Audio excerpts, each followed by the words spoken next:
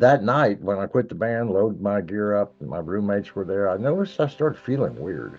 Started feeling different. I started having premonitions of what people were going to say.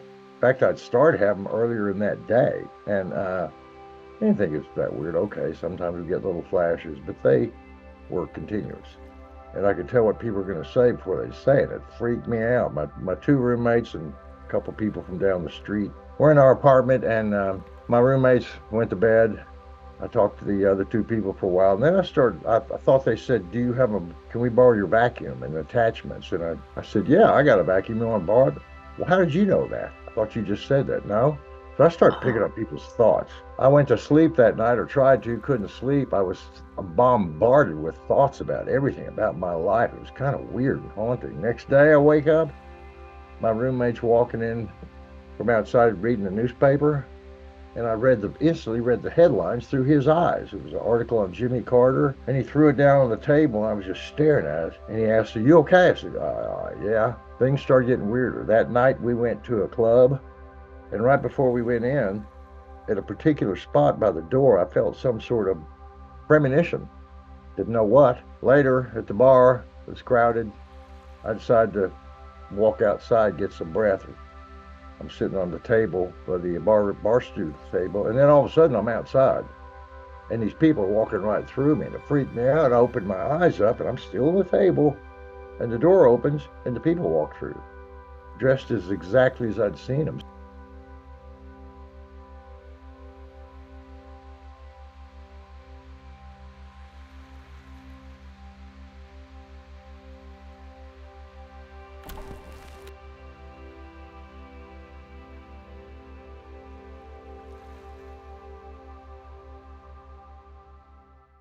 Welcome in. I'm so excited about our guest today. He's got answers and we've got questions.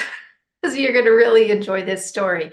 If you're new here, I'm Kimberly. I'm so glad you stopped by. If you're enjoying this content, make sure you click that subscribe button and hit the notification bell so you don't miss any of our upcoming videos. And if you're interested in what's going on the world, but you feel overwhelmed, you might want to sign up for our Friday morning email newsletter. The link is in the description box down below. Every Friday morning, we send out a very short, very sweet, but very informative email newsletter featuring all the important things that we think we see going on in the planet. It's super easy to sign up. You just click the link in the description box down below. I think you're going to love it. Today, I am so thrilled to talk with near-death experiencer Gary Wimmer. Welcome in, Gary. How are you today? I'm doing pretty well, thank you. Considering the world, considering the chaos, Well, and that's exactly what I want to talk with you about. I was so excited to see you on the calendar for today because there's so much going on. You have seen a glimpse of it, and I think that you might be able to enlighten us or fill us in or something as we get deeper in the conversation. Why don't you go ahead and talk to us about what happened prior to your experience and take us through the whole journey? Okay, and if you want to ask a question or so forth, please feel free, because I am sure I will. I can probably plow through the story pretty. I've certainly told it many times. I've written a book about it called A Second in Eternity. Basically, in a nutshell, I was always interested in psychic ability. I started getting interested in that in college in 67, 68, 69, reading Edgar Casey, Madame Blavatsky, a lot of psychics. I was an altar boy, Catholic, and in my teenage years, and going through puberty, I started questioning the validity of the Catholic religion. Not God, not the universe, just man's interpretation of God's Yeah. laws or whatever. So I started studying psychic ability, and in 1972, I started giving readings. I moved to Austin. I graduated electrical engineer in Texas Tech in 1970. Of course, in Vietnam, all defense work.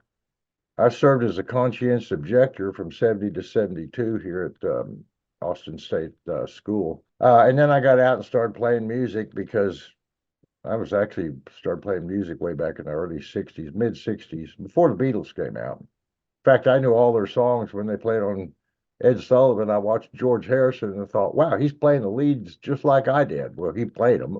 I learned them just like he did. But so I was very interested in music.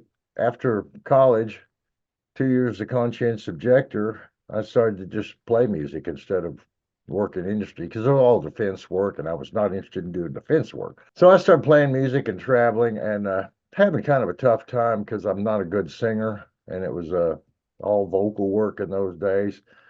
And I went through several different bands. 1977, I quit a band to come back on the get off the road for a while, assess what I wanted to do, girlfriend problems, family problems, financial problems. So this is 1977, January 31st. That night, when I quit the band, loaded my gear up, and my roommates were there, I noticed I started feeling weird. Started feeling different. I started having premonitions of what people were going to say. In fact, I'd started having them earlier in that day. And I didn't think it's that weird. Okay, sometimes we get little flashes, but they were continuous. And I could tell what people were going to say before they say it. It freaked me out. My two roommates and a couple people from down the street were in our apartment, and my roommates went to bed. I talked to the other two people for a while, and then I thought they said, do you have can we borrow your vacuum and attachments? And I said, yeah, I got a vacuum. You want to borrow it? Well, how did you know that? I thought you just said that. No. So I started picking up people's thoughts. I went to sleep that night, or tried to, couldn't sleep. I was bombarded with thoughts about everything about my life. It was kind of weird and haunting. Next day, I wake up, my roommate's walking in from outside reading the newspaper, and I instantly read the headlines through his eyes. It was an article on Jimmy Carter, and he threw it down on the table, and I was just staring at it. And he asked, "Are you okay?" I said, "Yeah." Things started getting weirder. That night, we went to a club, and right before we went in, at a particular spot by the door, I felt some sort of premonition. Didn't know what. Later, at the bar, it was crowded. I decided to walk outside, get some breath. I'm sitting on the table, by the bar stool table, and then all of a sudden I'm outside, and these people are walking right through me, and it freaked me out. I opened my eyes up, and I'm still at the table, and the door opens, and the people walk through, dressed as exactly as I'd seen them. So I started, wow, I could transport myself outside to that specific spot right by the door that I got a premonition of when they were coming in, and I could hop out there and back and see people. And my roommate came in, and I started predicting what people are wearing before they come in the door. I knew their name and I knew all about it, but I couldn't prove that. This went on, and by the second, third week, I had no idea what normal life was like. I was picking up signs and symbols. Everything had double and triple meanings. I wasn't able to sleep. I was getting pretty terrified, but at the same time getting so empowered and enlightening. It was just like not normal life. Were you able to impact experiences around you, or was your perception just totally expanded? Well, first it was just the perception of what I was experiencing, but by the second and third day, I couldn't tell the difference between, for example, I'd look at a stranger 3 blocks away. My mind was racing so much that I had to do something with it. I couldn't just go to sleep, couldn't just cut it off. So I started looking at random people, like a guy 3 blocks away, and I'd think, scratch your head and point up to that building, and they would do it. And I'd think, wait a minute, did I know that person was about to do that and pick Oh, that up, or did I make that person do that? And then it got so intense, I couldn't tell the difference between witness and creator. And boy, it got so bizarre. My friends, my roommates, other people were getting kind of concerned because I was not talking and dealing with life like I normally would, but I didn't know what I would normally do because it wasn't normal. All of a sudden, life took on a whole new meaning, whole new level. And this went on for a couple of weeks. I mean, 5 or 6 days steadily building up. I'll give you an example. One of my roommates was very concerned about me. The other was kind of indifferent. Get him away from me. He's acting weird.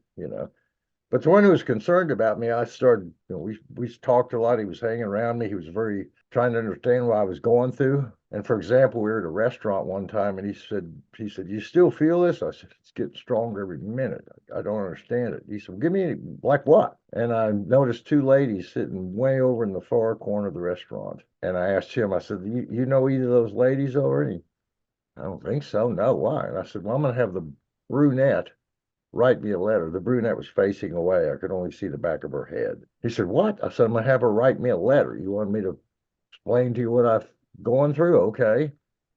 So we started eating lunch, and he completely forgot about this. And I kept thinking, brunette, I'm the guy over here in this blue shirt. Come write me a letter, harmless little thing. Because again, there was no neutral. I couldn't just enjoy dinner without my mind racing through the millisecond of the universe. So as we're eating, I kept thinking, here, lady, write me a letter, please, harmless. 15 minutes later, they walked by our table. My roommate's eating, and the blonde walked by, then the brunette, and she threw a napkin down on our table. And it said in big bold letters, "Why are you doing this to me?" Big bold letters. I was so shocked, and my roommate was too. I wanted to go chase her out the parking lot and say, what did you mean by this? What did you pick up? But I was blown away that I was affecting people, scaring people, freaking Yeah, people. it sounds a whole lot like a Kundalini experience. In other words, Probably, I've this, had people mention that. It was kind of getting closer and closer to an out of body experience. It was astral. I knew exactly what was going on. In fact, I'd never been so clear in my life in one level, but I wasn't dealing with reality like I would normally do. In fact, I kept thinking, wow, if I wasn't overtaken by this, whatever it is, what would I normally be doing?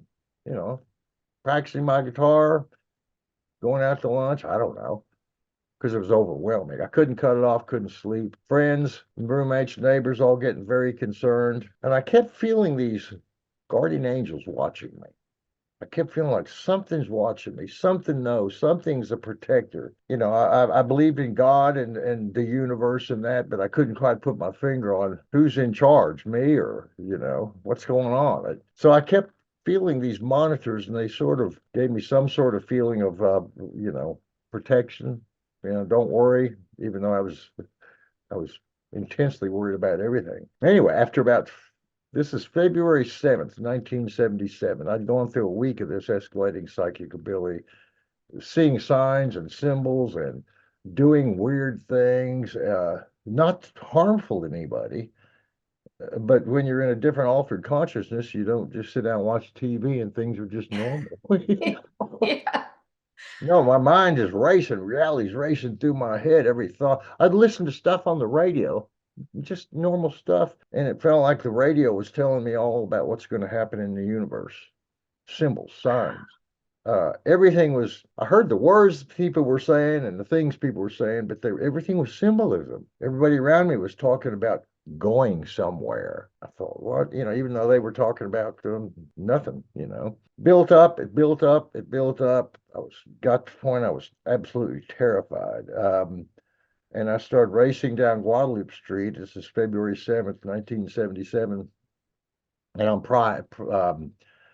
didn't know where I was going to go. I left my apartment or duplex and just walked. Now, where were you living?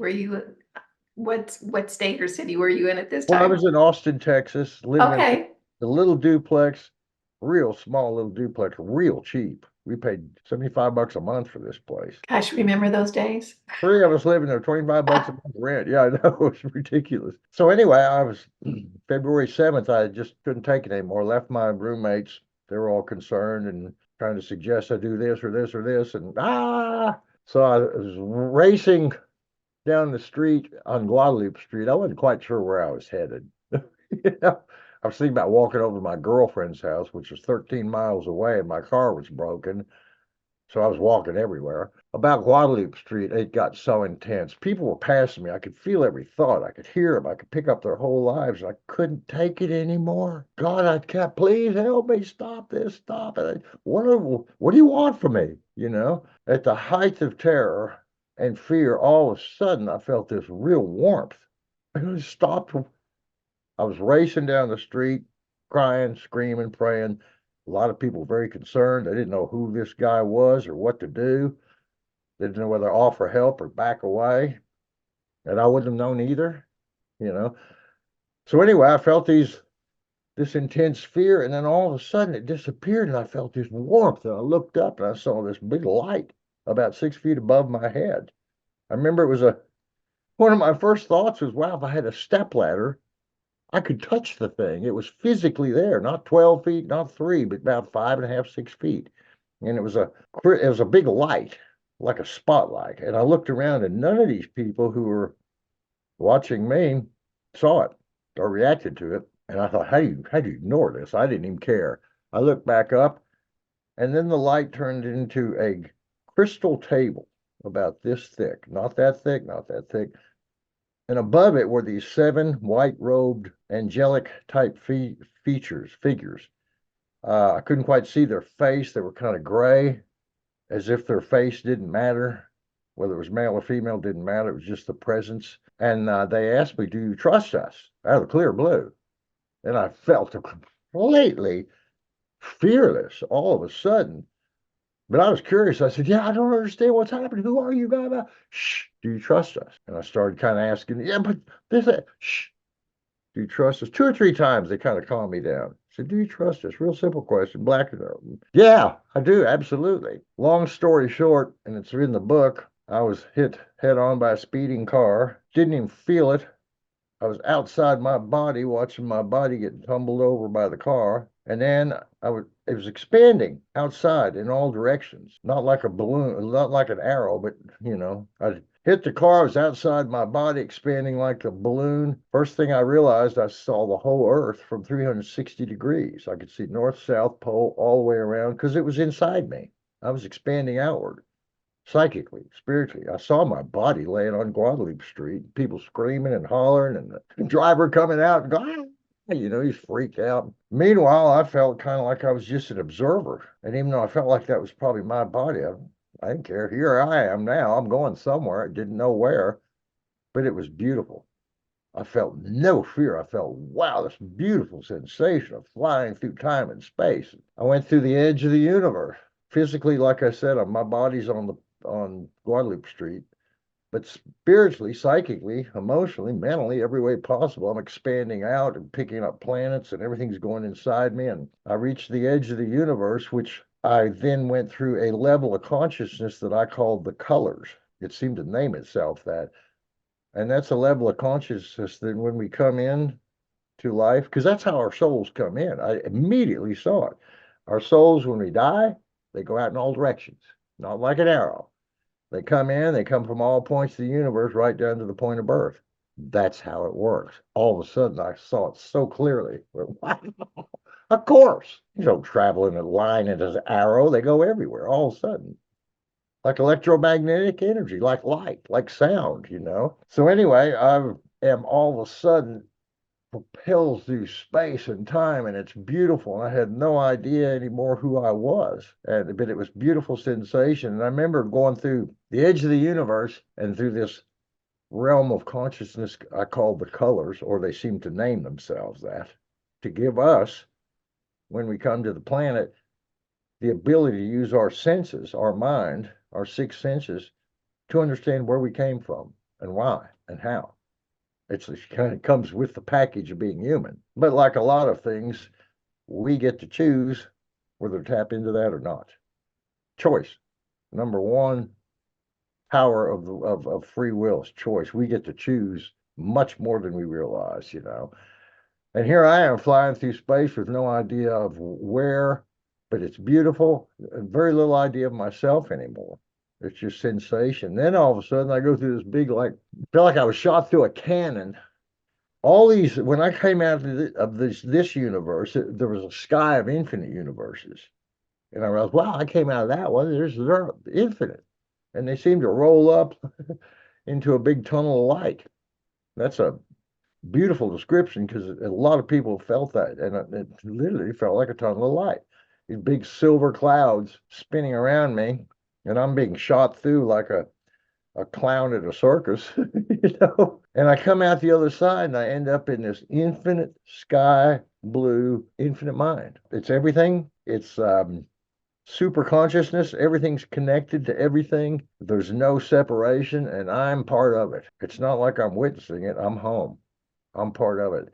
And so there's no idea of separateness or self. It's just infinite creativity. And like a lot of people who experienced NDEs, I felt that at the core of this infinite creativity is infinite love. And it's indescribable how everybody's had an NDE talks about that, but it's really indescribable. You can't comprehend that level of love. And what's interesting is infinite love manifested into infinite power, creation, completely non-biased. God is not biased. God's infinite mind. Humans are biased. Oh, God's this way, God's this. No, no, no. God's infinite. You are limited. We are limited. Of course, we got biases. But I realized that infinite mind gives everything a possibility to exist. Everything does exist and will exist. And how much energy does it take to make all these universes exist and happen? Well, there's infinite mind, there's infinite energy, it's self-creating, and I was witnessing it in its infinite beauty and blew me away here in this blue sky of infinite mind and infinite power. And then all of a sudden, it felt like I was watching it, observing it, instead of being at one with it. And I kind of was pulled away. I use a term in the book, The Second Eternity, called spiritual gravity. I felt like, wow, I'm all of a sudden being pulled somewhere. And I came out of infinite mind and went back through this tunnel of light, kind of the whole process in reverse, felt myself collapsing towards somewhere. I didn't know where or who I was, but I was a little bit apprehensive. Where I was beautiful. Where am I going now? What the hell? And the closer I got to this galaxy and this planet, the more I feel like some sort of association. Still wasn't clear who or what, but it's like the closer I got to Earth, then I saw three series of flashes, photographs, pictures, like newsreels, spinning newspapers, stopped in front of me like a Superman movie, zoomed out of the way. The first series was all this stuff we're going through now. COVID, 9/11. I saw all this. I saw symbols. In 9/11, on the actual day of 9/11, I was in Europe playing on a cruise ship. I'm a musician. It was 4 o'clock Saturday, 4 o'clock Swedish time. I'm coming into the port of Sweden, Stockholm, and a guy from Sweden said, "Man, I think y'all just got hit by a terrorist attack." I ran down to the crew room where the TV was. As that second plane came through, bam, it blew me away. I looked around and saw all these people in the blue uniforms. I had seen that exact picture 24 years earlier with me looking at a TV with these planes going through a building and the people with blue uniforms around me. But I couldn't make any sense of it in 77. I saw hundreds of these cards. So that's the first series of cards. I saw all this stuff in society, and I call it, we got to see all the holes in the boat so we can fix them. And that's what we're getting to see, of the flaws in ourselves, our systems, everything that's wrong, so we can fix it. Not so we can be tortured. But if you don't fix the holes in the boat, you can be Mother Teresa and that boat's going down. That's why we get to see the holes in the boat. That's why we're going through this big wake up thing. And I didn't realize at the time, but I was seeing 50, 100 years into the future. The second series of images were the other side of this. 50, 100 years from now, the Aquarian Age, where there's real peace. And it's really beautiful. And it's technically so empowered. I mean, hell, we only had computers for 25 years. Imagine the next 100 years how much I power, know. Yeah. you know. So They can you kind of describe what you saw in the future? Because I know we're all worried about where things are Well, going. we're going through the big transition right now. From the Pisces age to the Aquarian age. People call it second coming, 666, Armageddon, whatever, different cultures and religions have predicted something about this period of history that's a big transformation, and it is. It's necessary because human beings come here with free will, and that's the biggest gift ever. But we get to choose to decide to whether pay attention, grow, evolve, be nice people, or be jerks. And ain't no accidents. I do not believe in accidents. I do not believe in coincidences. Everything happens by cause and effect. Something makes it happen. You know, what's going on now is our whole human consciousness, individually and collectively, is sort of being shown, like I said, what needs to be addressed, what needs to be fixed, so we can fix it. And that's the period we're going through now. It's messy, it's sloppy. There's not a certain date at which it ends. It's a process over the next 25, 50, 100 years. We'll see in our lifetimes the continuation of this anxiety, frustration, division, because we have to see all that to know what else needs to be fixed. Just no way around it. So yeah, it's kind of fearful for me and everybody to some degree, but I look at it like it's necessary. First of all, if it kills you, whatever, you're in heaven, problem solved. Things have just improved.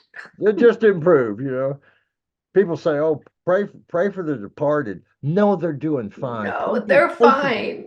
Pray for the living I right know. here now. I so agree with you. It's those left behind that are ones that are struggling usually. Oh yeah, yeah. Mhm. So anyway, I saw these series of pictures about all the chaos now, about the other side, the Aquarian age, the beautiful thing, 50, 100 years, 150 years, it's come into play. It will come. It's just a transition, like, you know, going from birth to no to delivery, transition. Yeah. Let me ask you this. When you were out there and you were being drawn back in, did life on Earth make more sense to you from that perspective? In other words, when you're here, it can seem like, what's the point? This is chaotic. I Oh don't know yeah. what my purpose is. I don't know what we're doing here. Did it make sense to you at that It time? made so much sense because, I was raised Catholic. I always had a good feeling about God and Christ and everything. I couldn't deal with the Catholic Church and their, stupid stuff on sexuality. Can't even understand human sex. Come on, get over it. So yeah, but I did feel a strong connection to power, to the universe, to the mind, and I felt like I was going through what everybody can eventually go through, which is connecting the enlightened side of life while we're here physical. It's easy when you're outside because you're already there. But the point is to bring that manifest higher consciousness in the here and now. Infinite mind produces everything. It creates everything. Right. The irony is separateness. That's the biggest irony because everything is one infinite mind seeing itself in infinite possibilities. Even if you take reincarnation, every one of your incarnations and mine and everybody else's, and every atom and every molecule and every thought and every car and everything is nothing more than infinite mind manifesting in infinite ways. And you're one and I'm one. And we get Yeah. to witness it. So why do you think that humans don't connect with that? Do you think that's part of the game that we come into this illusion of separateness and it's sort of to see if we can swim our way back up again? True, because free will. I realized, and especially after my near death experience, my guides, my monitors, before they saved my butt in a head on collision, took me to heaven back, brought me back unscathed. Like I said, I was hit by a speeding car and I didn't get a scratch, didn't get a And hurt, didn't feel it. nothing. Nothing. Cops, ambulance, police. I mean, I could have made all this stuff up. I even documented it. The police records are in the book, verifying that I didn't feel a thing. They Isn't could that wild? And your body was not injured. Not at all, but it didn't surprise me at all at the time because where I'd just gone, this was easy. Right. And Yeah. cops and ambulance are coming. How do you even stand it up? The whole car's totaled. I'm saying, well, just like you do on your legs. And, can't I just go home? Nothing's hurt. I'll deal with the car later. I got sued for damages to the car, as a matter of fact. The records are in the book from the lawyer. Long story short, they wouldn't let me just walk home, cops, ambulance, and everything. So I thought, okay, we'll just wait till the cops come in the ambulance and I'll explain everything. And right. By the time the cops came there, which is pretty damn quick, they're looking around for a body, the ambulance. And everybody's pointing to me. I'm standing up talking to people like nothing happened. The whole car's totaled. People are freaking out, directing cars around it. And me, I'm asking, did y'all see these monitors? These guys? Of course I look crazy. I wouldn't have believed me. Yeah. So the cops and ambulance, I kept saying, can I just go home? No, we have to take you to the hospital. You could have, concussion, shock, glass in your head, the whole windshield's broken. They took me, they didn't find anything wrong, x-rayed me. Couldn't keep me at the hospital. I wasn't hurt, but they couldn't let me go. They had a guy walked into the emergency room and I knew his name. I knew all about him. I'd seen a premonition. He was a psychiatrist. I blew his mind when I talked to him about where he went to school and his wife and his kids. How the hell do you know this? Have you ever been a patient of mine? Nope, doc. I said, I can tap into just about anything right now. And I even told him, I said, you and your son rearranged all the furniture last week and your wife came home and was kind of pissed off because took all the floor space. She wanted to change it all back. He went, just did that 3 days ago. How'd you know that? I know everything right now, Doc. And he said, I've heard about this. I've never seen anybody. I said, well, you are now. And he said, we can't just let you go home. It's too intense. We need to put you in a psychiatric hospital to examine you, you know. I said, I got no problem with that. I mean, I've just been to heaven and back. I don't care what you do with me. To be honest with you, put me in a meat grinder. I had no ability. I mean, there's cops, ambulance, police, doctors, courts, psychiatric hospital, everything. I went through them. But boy, was it worth it. Because I don't care. Nobody could tell me how I didn't even feel it or get hurt. When you guys can explain that to me, I'll listen to Yeah. your side of the story. But right now, my side of the story, work. It's proof. Yeah. See, So I that I eventually, look I look at experiences like yours as a oh, it was, clue to the medical profession, a clue to civilization. This is a clue, and most people just ignore it. I felt like I was being used as an example of something. Not that I was conned into it. I agreed. There's no accidents. There's no coincidences. Yes, we get surprises and curveballs, but that doesn't mean they're accidents. It just means we didn't get to see that coming because let's face it, as human beings, if we saw every little curveball we deal with, we'd probably take the path of least resistance every time. Yeah. And we'd never learn to bat at those curveballs, would we? Yeah. Nope. So anyway, they took me to the hospital. Psychiatrist came in, told me I was going to have to commit me, and I just said, "Can you put?" He said, "We have to get a protective order, custody. It'll take a day or two. Get your parents, your brother to sign. Meanwhile, we can't let you just go home." So they put me in jail until they can get the paperwork done.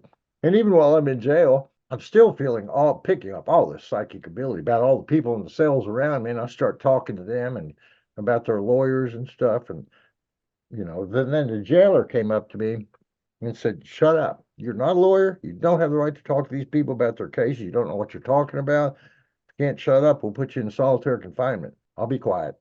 Because they were just asking me. I started talking. When they threw me in jail, "Hey, what you in here for, buddy?" I said, "I got caught leaping across levels of consciousness, got busted, and sent me back." "What? What?" Immediately, I had the whole inch of 20 prisoners around me, and I couldn't see most of them, but they said, "Hey, my name's Jimmy." So, "Jimmy, you got a charge on burglary. You're probably going to get," "How'd you know?" I knew everything. The problem is, how do I cut it off? That's the problem. So, yeah, they took me to my parents took me to Shoal Creek. Well, actually, the police did. From the hospital, they took me to Shoal Creek Hospital, which is a psychiatric hospital. I had no problem. I was so happy, so elated. Everybody at the hospital was calling me Mr. Smiles. I was playing piano and guitar for them and entertaining them. They had one group of about 5 or 6 girls, 16, 15, that were in a psychiatric hospital. And I was asking them why, because they were having sex. And I'm like, your parents put you in a psychiatric hospital because you're human and having sex rather than dealing with sex and humans as parents. Come on. So yeah, it was kind of shocking to me how much people paid to have their kids in a psychiatric hospital rather than talk to them. After a week, they take you in front of a board of psychiatrists to see if they need to give you another 10-day mandatory commitment or if you're safe enough to walk out in the street. That's the way they look at it. And I went before them and said, "I know this is a weird case. I ain't changing my story. What I said at the beginning is what I'll say at the end. This is what happened. You folks may or may not believe it. I don't care. I wouldn't believe it either. I understand completely. I wouldn't have believed me, but this is what happened. And you're a psychiatrist, and you ought to study this. You're the people who are in this field. There's a real correlation between different states of consciousness and psychic ability. And bipolar and schizophrenia, they're all kind of connected. You guys should study this. So I'm not changing my story. You gonna let me out or not?" But they did. They knew I was intelligent, not harmful to anybody. They couldn't understand it, but they were curious. And even my doctor, my one psychiatrist, first time I met him and started talking about God and reincarnation and going to higher mind, and boy, it blew his mind.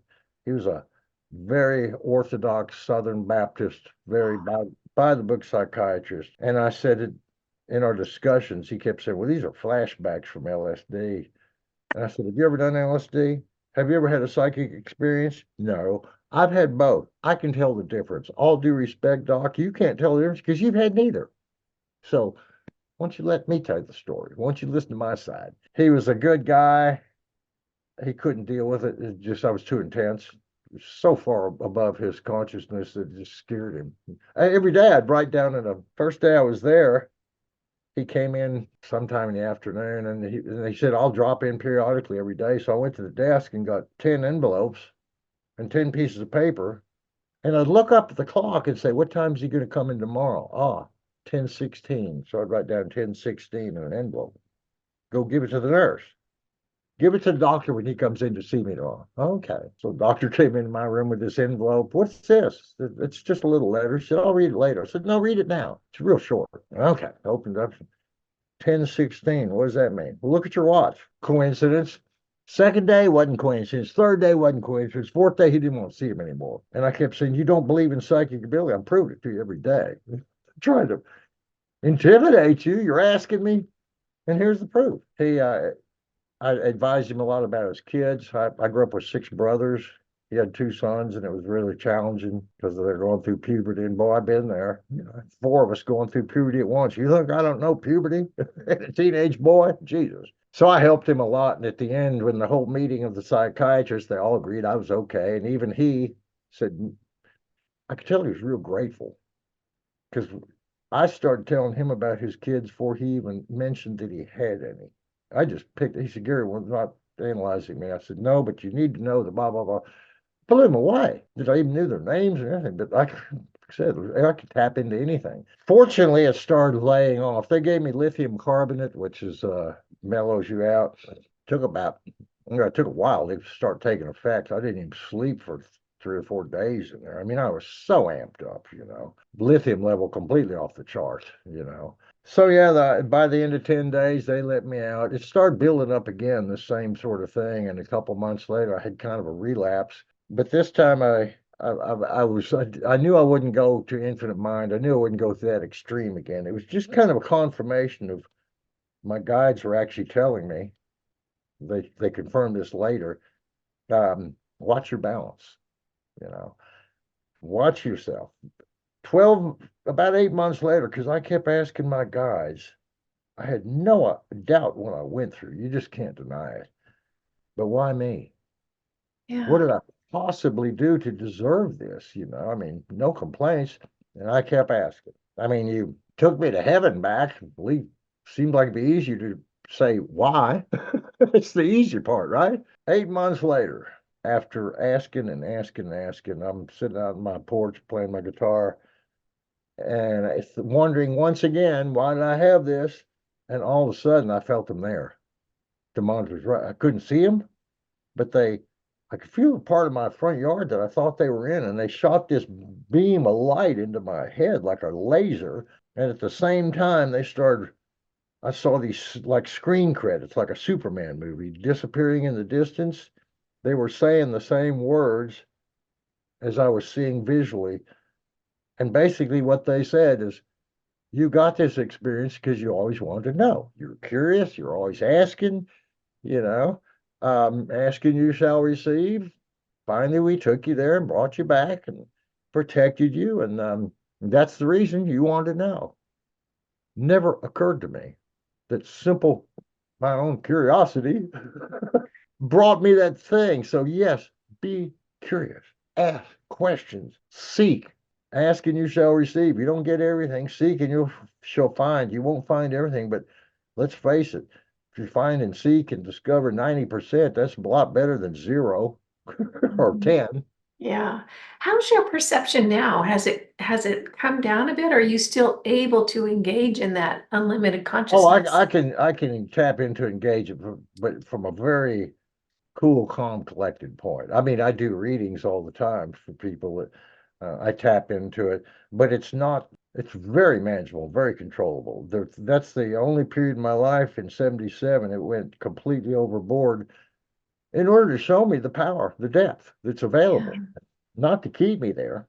Just say, hey, here's Super IMAX. You can see it if you want. Meanwhile, go outside and enjoy your day. If you want to come back in, here's the theater. Sign Right. up for a thing. I'm extremely What an extraordinary gift. ah, I'm so grateful every day. I got parathyroid surgery about 2 months ago. There's a little scar here. 3 hours of surgery, doing a bunch of biopsies, for parathyroid and so forth. Got out smelling like a rose. Everything worked. And my new meditation is thank you. Oh, That's my new mantra. Thank you. So simple. And I have such gratitude every day. I'm grateful I don't live in Ukraine or Gaza or, you know, all these horrible situations humans go through. I'm sure I've gone through some in the past and will in the future because honestly, we all go through everything. yeah. And Eventually, or maybe all eventually in time, simultaneously. we experience everything, and there's no limit of time and place. And if you don't make it this time, 10 billion years we'll be on another planet and we'll be learning something else. Yeah. So, because you've had such an expanded experience about what we're doing here on this planet, it's been a challenging few years, and it doesn't seem to be getting any less challenging.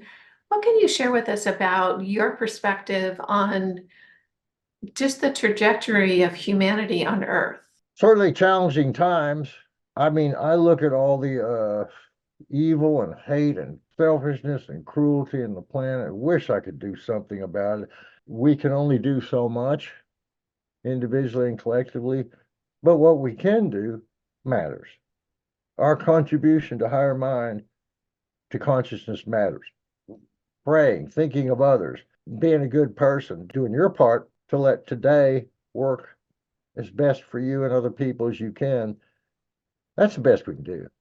Intentions are everything. If your intentions are to be a good, caring, loving, evolving, helpful human being, you'll find a way to make that happen. If you think about playing violin, you all of a sudden start hearing violins play. You'll start to see violin ads. You'll all of a sudden, your neighbor will say, wow, my cousin started to take violin lessons. Your intentions alone will bring you to a starting point. But then you have to change your intentions and like if you're in a marathon, use one set of intentions to find out where the marathon is, use another to get there, use another to start running. And when you cross the finish line, use another set of intentions to go stop. We have to continue to upgrade our intentions and our ideas if we want to grow and evolve. But that's a choice. You can not grow and evolve, but eventually you will. Life will eventually encourage everybody to seek higher consciousness. How, when, why? Well, universe ain't in no rush. It's got Yeah, its that's true. Our answers timeline is different than universe's. What do you see as the future for Earth? for Earth. Hmm. I'm an optimist. We're starting to see, thank God, the effects of humankind on just about everything, animals, pollution, the climate. So we're starting garbage. We're starting to become aware of this before it's too late. Although we've kind of gone over the brink on a couple things. I'm an optimist. I really am. Even if the world gets down to 500 million people or 3,000 or 20 billion, I don't know how it's going to, all the mechanics of how it's going to happen, what's going to unfold. There's a lot of free will involved, a lot of decision making. Free will. Putin could have a come to Jesus moment, withdraw people from Ukraine tomorrow. I don't think he will, but it's possible. People do have come to Jesus moments and change their lives or whatever. Can we make that happen? Probably not. We're all limited in what we can do, and everybody has free will, but the the best we can do is think positive and think creative. Meanwhile, there's a lot of stuff changing. It's not written in stone that's going to go necessarily this way or this way. There's a lot of different possibilities, but it's like just like if you drop a rock from an airplane, it's not written in stone exactly where it's going to land. The wind, the pressure, the speed, everything affects it. It will land. Gravity will take it, but there's stuff that's just hard to predict at exactness, because Hell, there's 8 billion free wills on this planet right now. Can you remember when you saw visions of Earth 7,500 years in the future? Can you remember any details from that? Yeah, the Earth was definitely the amount of land was sea levels are rising. I could see a definite thinner United States, East and West Coast. I saw a wider Mississippi, almost like two planets, or two countries. I see a lot of this global warming, sea rise, but it doesn't mean we all have to die and be panicked. It means we move inward, start building stuff, and get out to space and cooperate and do good things. We're not going to stop the fact that the Earth is changing. Whether we're here or not, it's going to be changing because it's the initial conditions of the Big Bang said, wow, if everything can happen.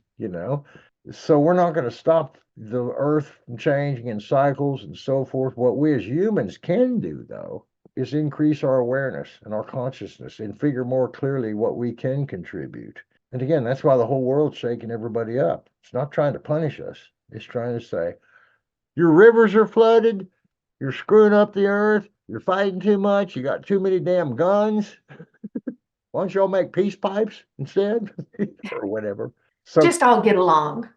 yeah, I had a Danish girlfriend. I lived in Denmark, and she just said, if the world would just behave. Mm, Boy, that's nice and simple. If the world would just behave. mhm. Do you think there's lessons, though, in this extreme conflict that we seem to be having? Nothing but lessons. Yeah. So apparently we need to learn through this process. Absolutely, absolutely. I've lived a pretty fortunate life. I've never been a prisoner of war, tortured, handicapped, beaten, abused. But boy, people go through hell. Some people really go through hell. I don't believe in accidents and coincidences. I believe it's a part of their plan to gain knowledge and power and so forth. Because yes, our bodies are finite, they will die and so forth, but our soul won't, and our mind won't. And what we accomplish spiritually and psychically and mentally and emotionally won't. And that's what we take to the bank. That's what we take to heaven. That's what we bring back to ourselves. In other words, if you don't put any money in your bank account, when you go to the bank, there ain't going to be no money in there. Yeah. We create that spiritual bank account. We prime it, we manage it. And if you don't believe it or see it, well, that doesn't mean it doesn't exist, just means you don't see it or believe it, Yeah. period. How did you end up integrating? I mean, you had an extraordinary experience, Gary. I mean, it's just Oh, it was, the unlimited consciousness, the ability to affect things around you. I mean, it was extraordinary. How did you put that all together and move forward and function in life? same way you do, same way everybody does. There ain't a complaint department. Yeah. You either learn or grow or evolve and I certainly went through a lot of depression and anxiety, no doubt there. But in 77, when I saw infinite light, it's like, wow, that's the one thing I can believe in that's absolutely true. Everything else is kind of cloudy, uncertain, flexible, changeable. The fact that we're all from one infinite mind, and I got to see it, fortunately. So yeah, I see that we're all struggling and learning to find that. But if we were born enlightened, no problems, no discoveries, no curveballs, boy, you'd be dumber than a rock. We'd never learn anything. And it'd be a little boring. It'd be very boring. Thank God for tension. Thank God for difference, yin yang. Thank God for difference in sexes, passion. Thank God for everything. Now, if I could design the world, what I might do is put in a little faster karma. Oh, okay. So when you go and screw up somebody, it doesn't wait 10 lifetimes. And like the day Russia invaded Ukraine, all their soldiers fall asleep immediately. Something like I wish I could make that happen, but I can't. Mhm. You know, we can only do so much, but the most important thing we can do is tap into our higher mind, our consciousness, do the Yeah. best. Because when you tap into higher consciousness, you're more empowered, you can do more to help other people, and that's what it's about. I always think it's kind of ironic. We came here by the desire to experience self, individuality, and that's the gift of free will. The universe God or whatever allowed the manifestation of infinite souls. How many? I don't care. I don't know. There's plenty of them, and we get to come here to Earth and experiment and practice and try. But the irony is, every incarnation, thought, atom, and molecule is connected. There's no separation. We I see know. separation, and that's the biggest irony, but it's necessary because, if we weren't separate, we couldn't experience things from an individual point of view and compare them with someone else who sees A and B and C, and you see X, Y, and Z, then we can be twice as knowledgeable because we can learn from them and learn from ourselves. Or you can do none of the above and be angry and pissed off and go get drunk and wonder why the world ain't treating you right. Or that. That's a choice. Gosh, this has just been fascinating, Gary. How do we find out more about you? Well, you can go to GaryWimmer.com, GaryWimmer.com. It's my website. I'm also been an actor and a writer and a musician. About all I do now is my psychic work and acting. I don't do writing. I don't do any more acting, and I don't play music anymore. But if you go to my website, you'll see 4 pictures there, and one of them is my psychic work. Click on that. You'll see what I do psychically, spiritually. I do give readings. I got pretty busy in the last couple months, so there's a waiting list if you want to contact me. But I had about 250 people on. I'm down to about 100. Wow, you busy boy. I've been pretty busy, but I'm contacting people every day and I love to help people. I've asked so many times the universe help me, and the fact that I can help people a little bit is, wow, icing on the cake. Thank you. I've sure Yeah, got my share. I've been yeah, asked yeah. and have never been refused. Maybe delayed. Mhm. I mean, I asked for 8 months, why did I have this experience? Please, I gotta know. Why me? And finally, they told me, but they let me think about it for a long time. Our higher mind, our guides, they hear everything. They see we don't have to wonder if they get the point. Are they listening? Yeah, they always are. The issue is, are we listening? Yeah, Are we getting the words? yeah, How do you get information from your higher mind? Meditate. First of all, turn off the worry. Second of all, love yourself. Love yourself. It's not selfish to do so. It's selfish to not do so. Meditate. Recognize that when we tune into the higher power, which is available to everybody, it's in our own mind, in our own heart, in our own soul. It ain't down the street. It's right in here. It can't be closer. Your true key to peace, happiness, creativity, and everything else right in your own head. But yeah, you have to take chances to make it happen. I'm 76. I was a crappy singer as a musician. In 1980, at 33, I started teaching myself piano to have 2 instruments because I was a bad singer. I knew hundreds of chords, of course, from playing guitar. I knew hundreds. I just didn't know how to finger a piano. And I practiced for 3 or 4 years just to have 2 instruments so I could make a living of playing music because I couldn't really make a living being a psychic then. There wasn't any way to connect with people. but boy, now it's different. Now it's very different, but I taught Yeah, myself piano, and a couple years later, I started working in piano bars, and some of the greatest piano players in Texas lived in Austin and playing there. And they came in to hear me a couple of times and were mind blown that I really wasn't that good, couldn't sing that good, couldn't play that good. But they gave me credit because I can entertain an audience. mhm. I grew up with 6 brothers. I'm very spontaneous. I have no idea what my mind's going to come up with next if I just turn it on spontaneous. And I became quite a good entertainer. Uh, and that saved me for the rest of my life. I've worked as a solo musician. I never worried about all these bands that wouldn't hire me because I can't sing well. Screw it. Mhm. Buck stops here every time for everybody. Yeah, Buck stops here. yeah, You have no idea how much power you have, people. You have no idea how much you can tap into it. But like anything, choice, practice. That's how we accomplish anything, whether it's golf or higher consciousness or having a baby. You choose, you practice, you do it, then you get the results. yeah. Beautiful way to wrap up, Gary. Thank you so much for your time today. It's been fascinating. I hope you'll come back and see us sometime. I will. Cause and effect. Everything's cause and effect. Put out a cause. Don't be surprised if you get the effect. Wonderful. All right. Thank you. Thank you, my dear. Mm-hmm. You have a good day. Bye, everyone. I hope you enjoyed this video. Coming up next, this is a good one, or you might really like this one too. Either one of them could be perfect for you. Before you leave, don't forget to subscribe.